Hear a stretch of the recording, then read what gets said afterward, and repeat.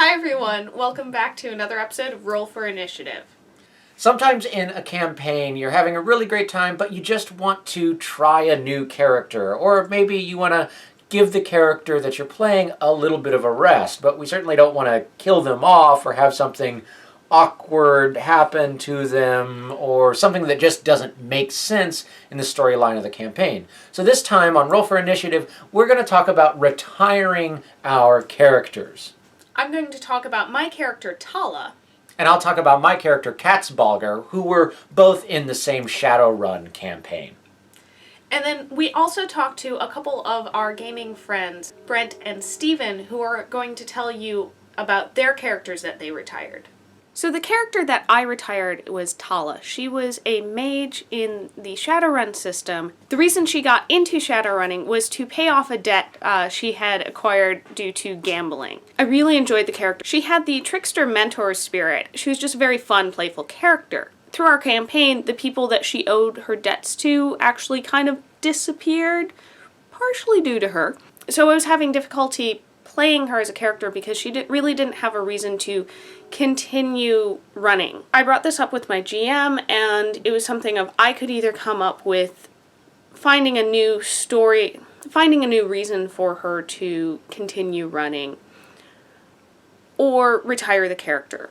And I had been playing the character for almost 2 years.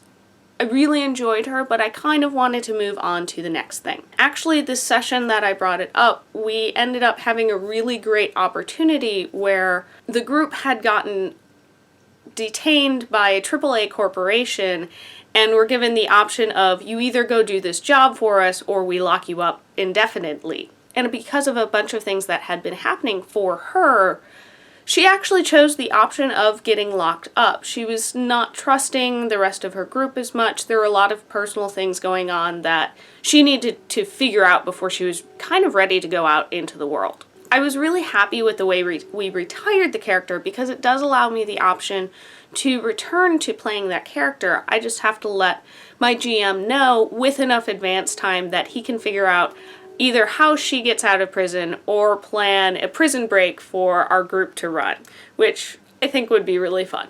The character that I retired that I'm going to talk about, his name was Bolger. He was from a Shadowrun campaign that we were a part of. Now, Bolger was pretty interesting. He had a split personality disorder. One moment he was a Shadowrunning, sharpshooting sniper. The next he was a privileged, kind of prissy corp kid. When I decided I wanted to retire this character, I let my game master know.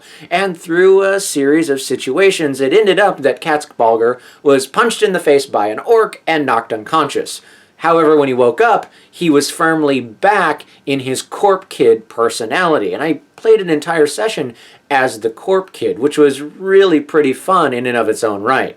It turns out that unfortunately, as the corp kid personality started to piece everything together and realize he was in fact a highly sought after mass murdering sharpshooter, he made a phone call to Lone Star to try to turn himself in. His parents, which ran a AA corporation in Seattle, had bugged his room with surveillance equipment, and when they found out he was going to tarnish the family name, set off a kink bomb in his head, killing him instantly. It wasn't necessarily what I was hoping to have happen, but through the entire session, it just made sense.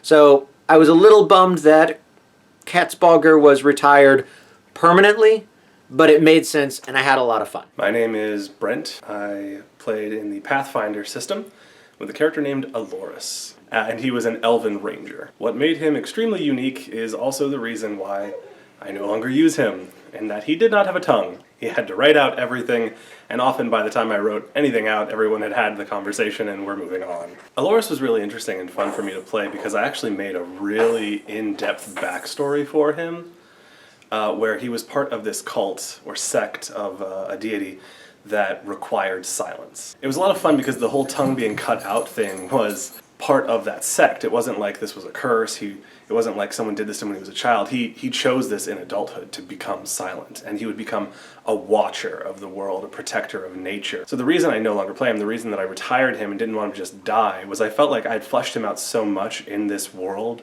That sect was so alive to me that I wanted him to still exist. But ultimately I realized I created a super awesome NPC. You know, he was great to be that character that was the DM playing in the party rather than an actual party member playing, because he couldn't affect the goals of the party too much. And that's how I created him. That was my fault. He was the first real character I ever made for Pathfinder. I learned a lot from that, and the whole no-tongue thing was a lesson that I learned not to replicate. So the campaign led us to this town where there was this duke who was sort of corrupt, and we were sent by a military organization to dethrone him or get him out of power.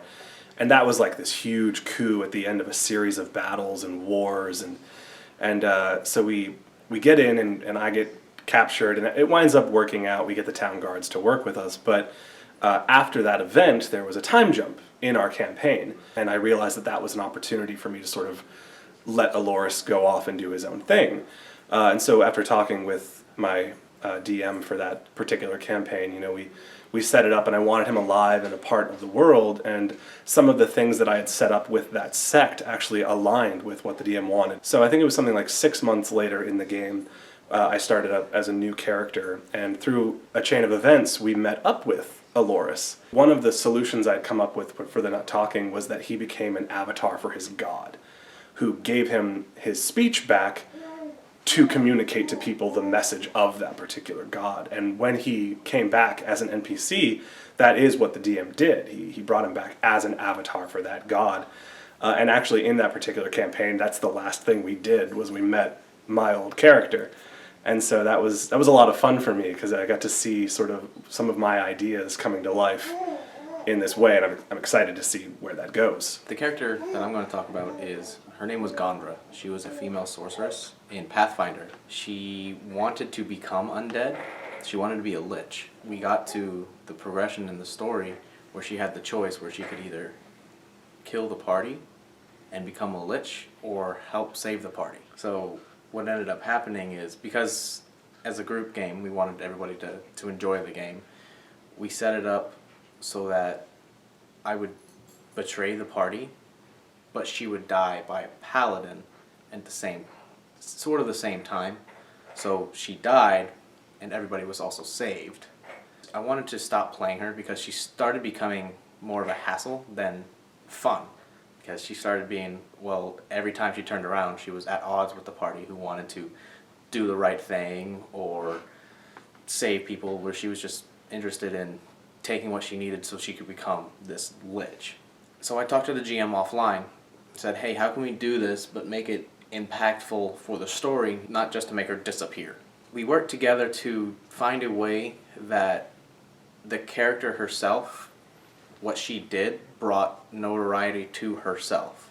And so an outside activity was starting to hunt her down. And this was over a progression of a couple weeks, where she killed somebody who was part of a holy church of undead slayers. As they investigated, they figured out what was going on, and that she was trying to become undead, and that she had undead magic about her. So they acted outside, and because there was a large group of undead hunters, they helped the good party. It's kind of a consensus between the GM and myself.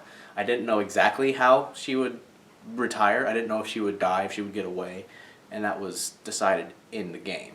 So that's just a few ways that characters have been retired in some of our campaigns and our friends' campaigns. Let us know some of the ways that you've retired some of your favorite characters, and maybe some ways that you've brought them back, and did they come back a little bit different? Let us know in the comments down below. While you're at it, go check out our friend's Indiegogo campaign for custom appointments. He's a carpenter who's starting his own company building custom furniture. If you liked the video, give us a little thumbs up, and don't forget to subscribe, and we'll see you next time on Roll for Initiative. Thanks. Bye. River.